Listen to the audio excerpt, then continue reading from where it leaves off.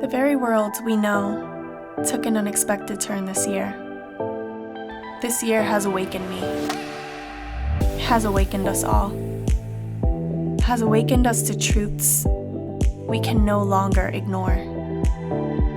Women all over the world are hurting. Women all over the world need to be heard. So join me as I embark on a journey that will lead me into conversations with women all over the world on issues that women of this generation face on a global scale.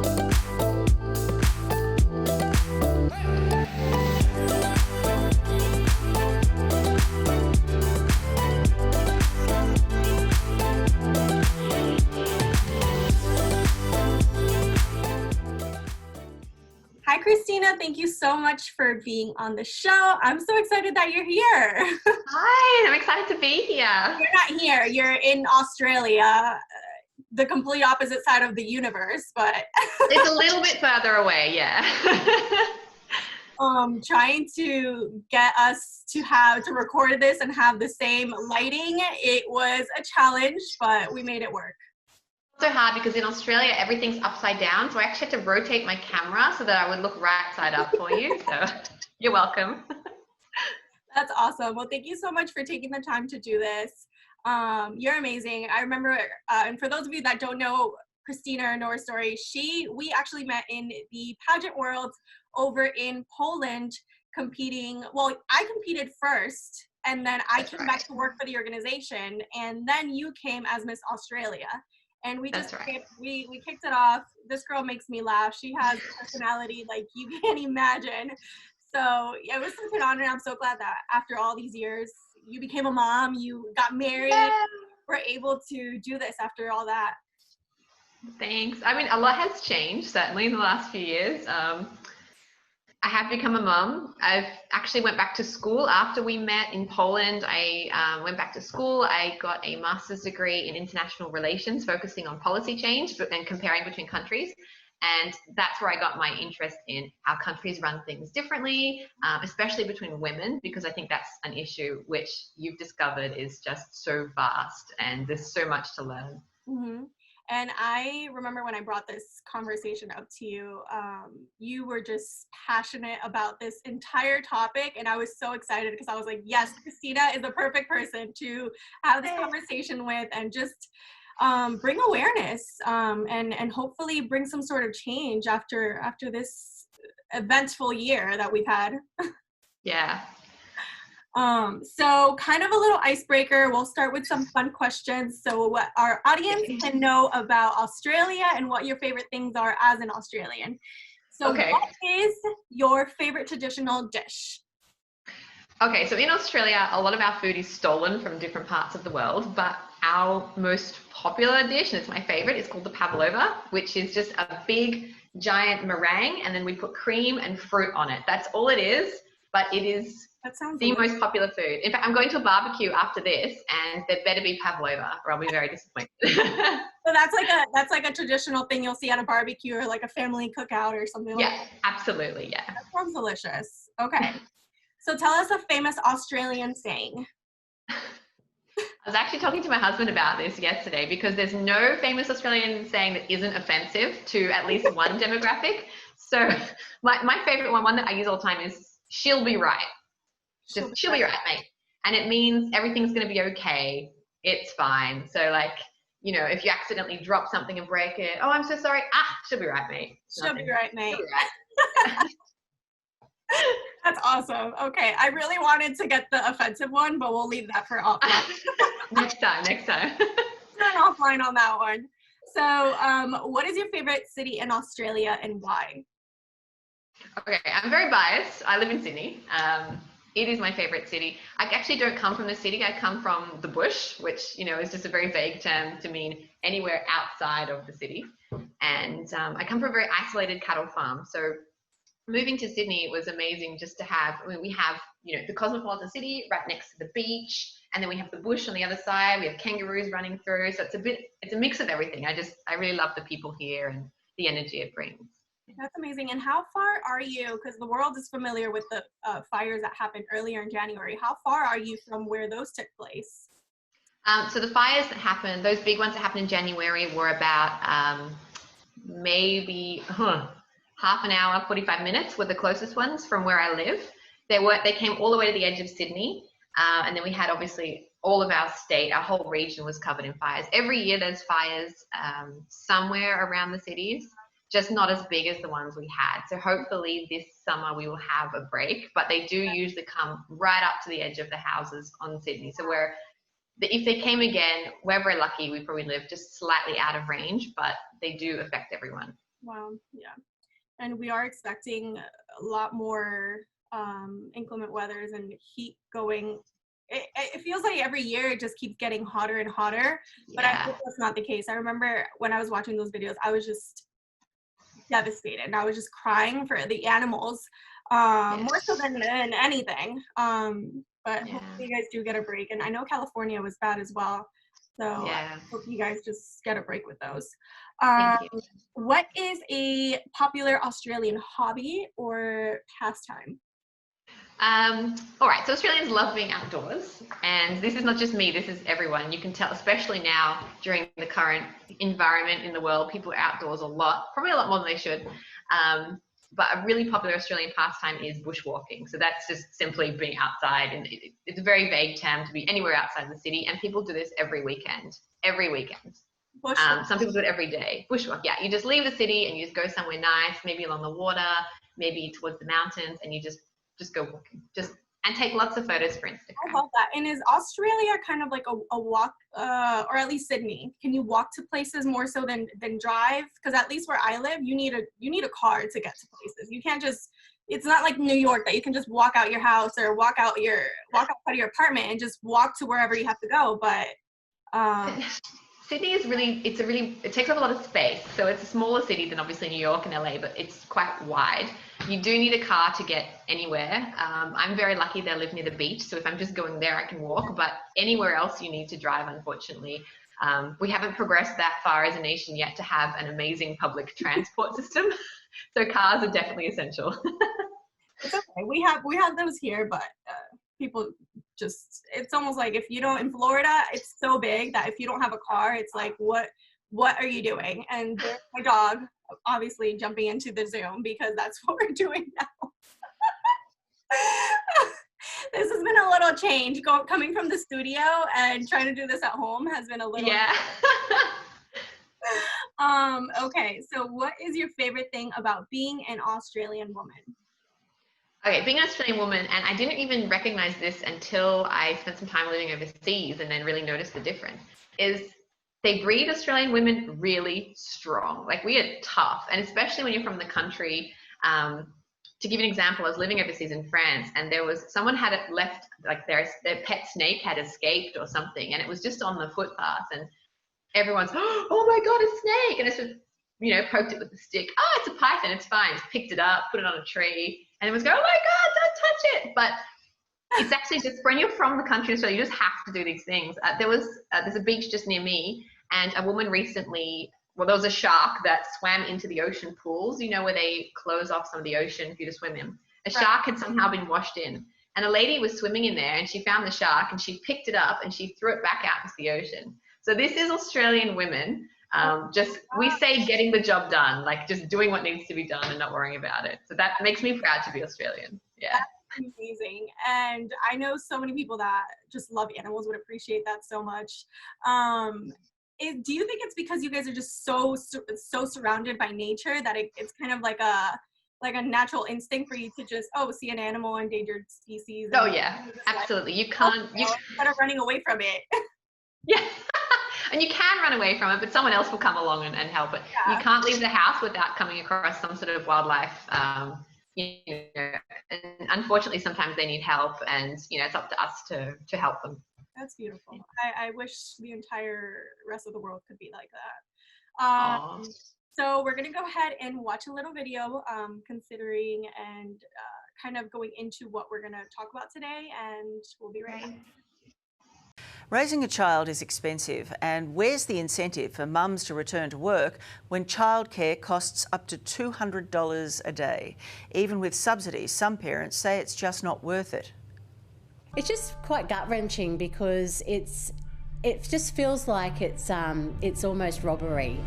It's Australia's great childcare sting. Families drowning in fees and mothers questioning whether it's even worth working.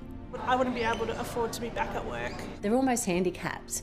So, you know, there's women that aspire to want to go back to work, that desperately want to go back to work, but simply can't afford to. So when it comes to Australian women, just like you said, I view Australian women as well as very, very strong.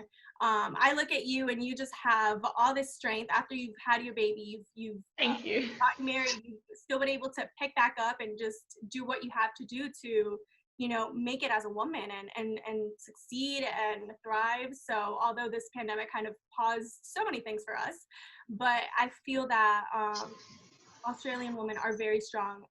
There are a couple things that I drew my attention when learning about Australia, and I was kind of shocked, really. And as soon as we dove into that conversation, you just enlightened me and told me so much more about and it's especially as a mother experiencing it. So some of the facts that I found is that Australian women are paid 17.5 less than men that are doing the same work. 1 in 2 mothers are made either redundant, restructured, dismissed, or their contracts are not renewed. Childcare is more than $100 per day, which is the same amount that women are paid per day. You're either forced into living off welfare, moving into a family, or marrying someone who can basically support you. And these are just kind of things that you kind of gave me some light on and told me about that. So tell me about your experience. How has that been, especially you as a mother? Yeah, I mean, living in Australia, especially in the city, so our 2 main cities, Sydney and Melbourne, the cost of living is so high. And unfortunately, the wages, especially for women and the jobs that are available, don't allow you to have a comfortable lifestyle and do everything you want and be a mother. So for example, before I had Sienna, my daughter, I could work full time. I could pay basic rent if I was sharing with someone. You wouldn't really have enough money to sort of save to go traveling and things like that. So you really have to work hard. Adding to the situation, a baby makes it a lot tougher. And like you mentioned, childcare around my area is going to cost around about $100 a day. And that's with the government giving us a rebate, like helping us pay for it. It can cost up to $200 a day if you don't have any government help. So that, putting that into perspective, in my industry or in my role as administrators and office managers, you're not earning enough money to cover the cost of childcare. You're actually only just breaking even, which means you don't even have enough money to pay for rent, to pay for mortgages. And it really does stop you from progressing in your career. It actually stops your life full stop, because you end up then having to be in a position where you have to work from home. And for a lot of people, you know, if you are married, if you have financial support that way, like I'm very lucky, I have a husband that helps me with everything. He works as well full time. And let's put the current COVID-19 situation aside. We can make do with 2 salaries, but we can't afford to have her in childcare. So one of us will have to make the decision very soon when I come off maternity leave, which one of us is going to have to stop working and stay with the baby. And one of the things that it's kind of like it's like a bittersweet feeling, because when you think about other countries, especially in the US, mothers wish they could be taken care of the way Australia takes care of their mothers, because they are well with taking care of mothers, and they encourage, and this is per our conversation, they encourage women to, you know, take off work and go, you know, go be at home with their baby, and everything is supported. But if you wanted to thrive in your career, if you wanted to make the same amount of money that a man makes by doing the same job, that's where the problem lies. Yeah, absolutely. So like I mentioned to you before, with all throughout my pregnancy and through my birth and all the post-birth medical care, I have not paid a single cent. So that's all the scans, all the specialist appointments, actually giving birth in a private suite with a bath. And everything's covered by the government, as long as you're happy to do everything naturally and just follow their instructions. It's all covered by the government. We're extremely lucky that we can have a baby and it's taken care of. We had nurses come to the house afterwards to make sure everything was going fine, to help you with breastfeeding or any questions you have. It's incredible. It's absolutely incredible. That being said, once that care's gone, like for example, at the point I am now in my pregnancy, Sienna's almost 3 months old. Oh, my pregnancy, my motherhood experience. She's almost 3 months old. So the care's going to end now. They just sort of say, okay, be free, little bird. You've had everything. And then we get stuck where we are now in this situation. So if you wanted to be a mother and you wanted to be a stay-at-home mom and you couldn't afford to do it on your own, Australia is absolutely the place to be. They will support you through the whole situation. Right. Which is beautiful in so many ways, because absolutely, like so many other countries mothers wish they could have that. So exactly. Anyone that wants to be a mother and work full-time or be a mother full-time and get all the support, please go to Australia. That's true. And the paid maternity leave, I forgot that we actually get, if you're working full-time before you give birth, you get 18 weeks paid maternity leave from the government. It's only minimum wage, but it's enough. And then your employer has the choice. If they want, they can actually pay the difference so that your wage stays the same. But it's free money for 18 weeks for you to just stay at home, bond with the baby, and get used to things like that. It's absolutely. Am I making this up, or is it, do they assist with the father as well staying at home, or is it just the mom? They do, but it's slightly different. So only one parent can have maternity leave. So I'm the one of the two of us that's taking maternity leave. Generally, you would choose the parent that is earning less just to make sure there's no massive difference in your salary. And they allow fathers 2 weeks of paid paternal leave. Okay. So there is a bit of a disparity there where they give one parent 18 weeks and they'll give the other one 2 weeks. Right. But apart from that, there is support there. It's just a bit uneven. Right. Okay. And so when it comes to wanting to thrive in your career, while having a baby, and sometimes you have unplanned pregnancies, what do you do in that case? You can't afford childcare. You have this amazing career, you have a great job that's paying all your bills, but you can't afford, it's not enough to pay for this childcare. What do you do in that case, especially if you're a single mom?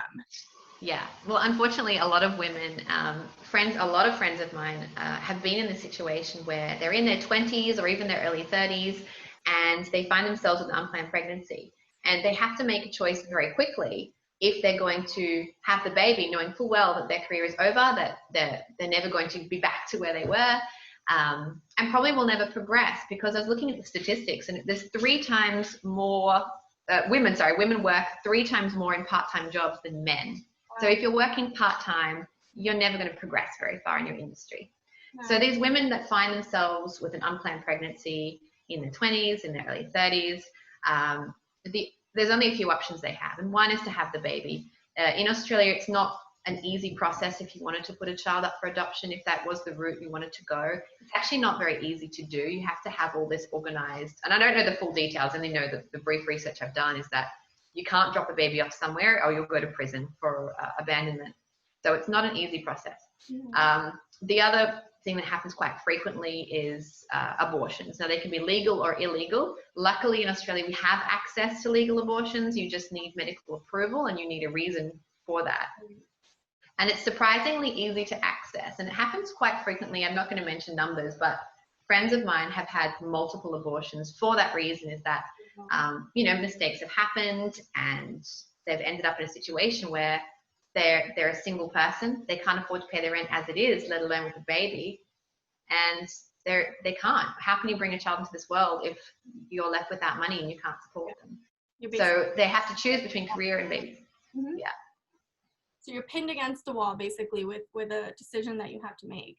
Yeah, exactly. And this actually sparked a movement, which I was telling you about. We call them the Dinks. So the Dinks are people, and this is a huge, I love this word. This is a huge term. Keep them coming. These people, the Dinks. Now, we love them and we hate them. And my friends who are Dinks, who are watching, I love you. I'm very jealous of you, but I love you. Dinks stands for, it stands for double income, no kids. And these are people who have actively made the choice to not have children, but to have 2 full-time wages so that they can afford to buy a house and that they can afford to live just a basic, comfortable lifestyle. That's not even to be wealthy. That's just to have a comfortable lifestyle in the city. And this is such a big popular movement because, as I've explained, once you have kids, you can't do any of the things you actually plan to do with the wage that we're given, with the hours that we have to work, and the cost of living. So to give you an example, before we had a baby, we were Dinks. Everyone hated us. We were Dinks. And people are just going to look at me like, what the hell is a dink? What is a dink? I think it must be just an Australian thing. And going from a dink to having just one child, this isn't even multiple children, just one child, we are just going to break even with the costs of a mortgage and the costs of living a very modest lifestyle. Wow. So this is why people make that choice. And you can understand why. Mm-hmm. It's just a very difficult and unfair choice. Yeah. And I think when it comes to things like abortion and birth control, which you also mentioned that is very popular to use obviously, in order to, is that your baby crying? Yeah, I'm so sorry. I haven't abandoned her, don't worry, she's my husband in the other room. The husband is taking care of the baby. I'm sorry. Make sure that's clear on camera. Take note, man, take note. So when it comes to going, and we had a pause for anybody that is wondering, because we were literally cracking up before the pause and then went straight into this serious moment. We had a pause, and I'm just going to say it. But we were talking about abortion rates and how high, or how popular it is for birth control there. Yeah. Obviously, women, when it comes to their careers, and I think we live in a world where women are thriving. Women are just doing so many great things. They're opening, the doors are opening more for women to do more. And I think when it comes to thinking about where we are right now, there's definitely a fear, I want to say, with kind of, at least personally, there are things that kind of give me a fear when it comes to childbirth and getting married. Those were the things that I wanted to do and have always wanted to do my whole life. But now, being in the world that we are right now, where careers are so important, it kind of makes you wonder what should you do? What are your options? And so I can't even imagine what that feeling must be like in Australia, because you literally have to make a choice when it comes to that. It's not, let me make this work. It's not, let me, try and divide my time here. I can make this happen. No, it almost feels like you have to make a choice.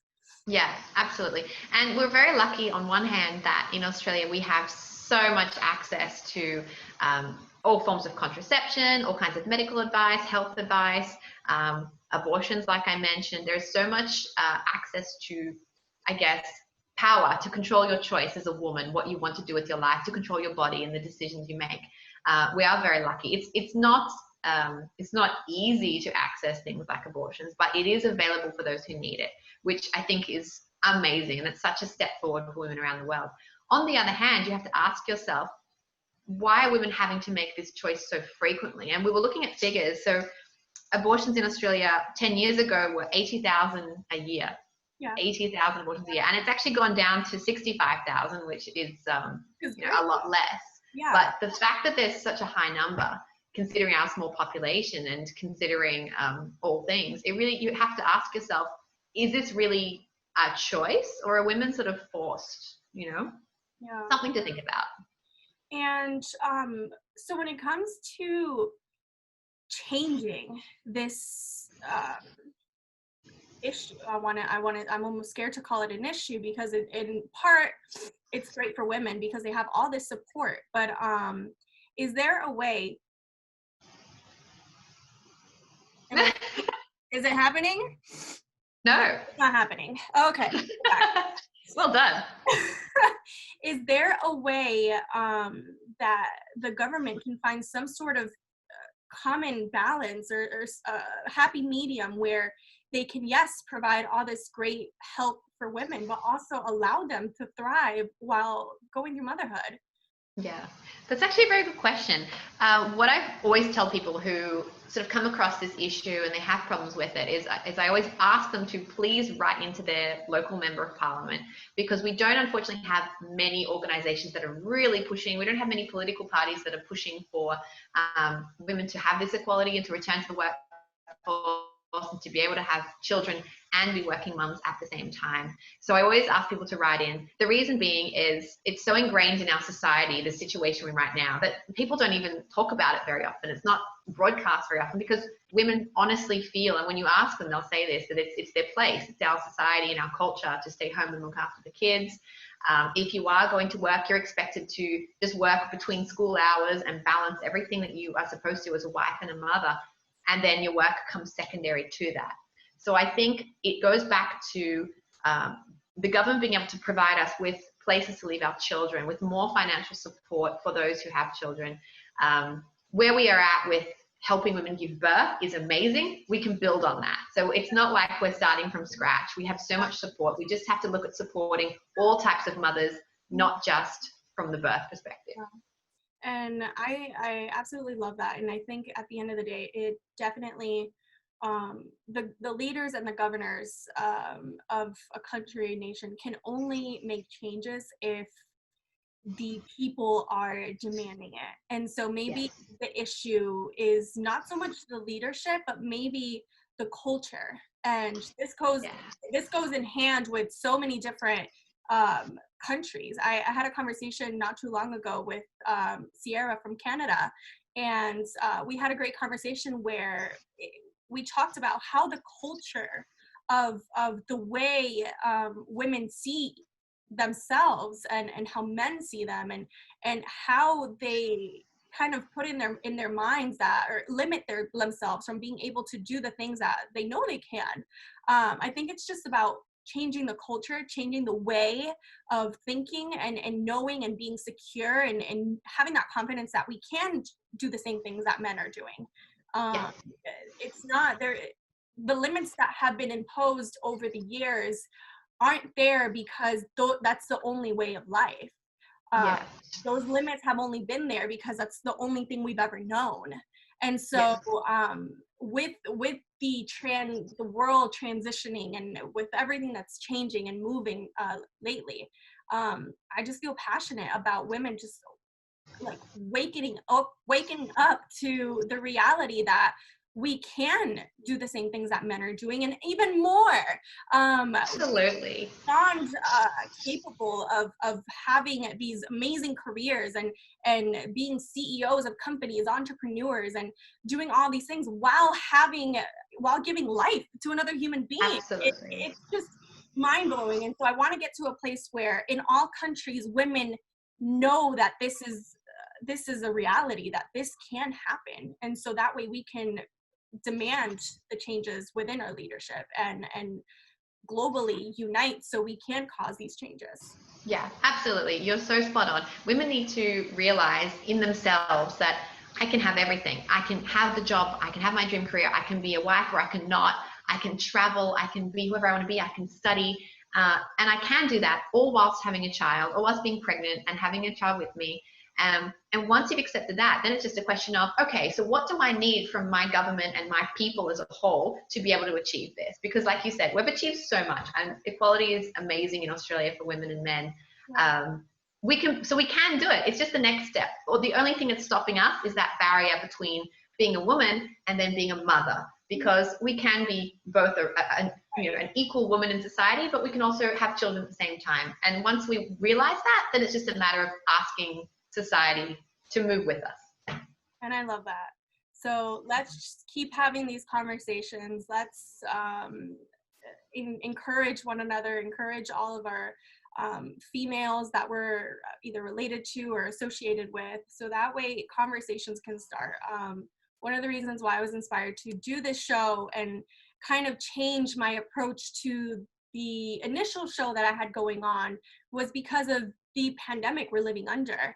And with the virus, and I don't feel like the virus was kind of the cause of the pause or what's going on in the world right now. I think that was just, it was almost like the effect of just so many things that have been going on, and it's almost like God or the universe literally decided to pause the world for a moment so that everybody can realize and open their eyes to what's happening.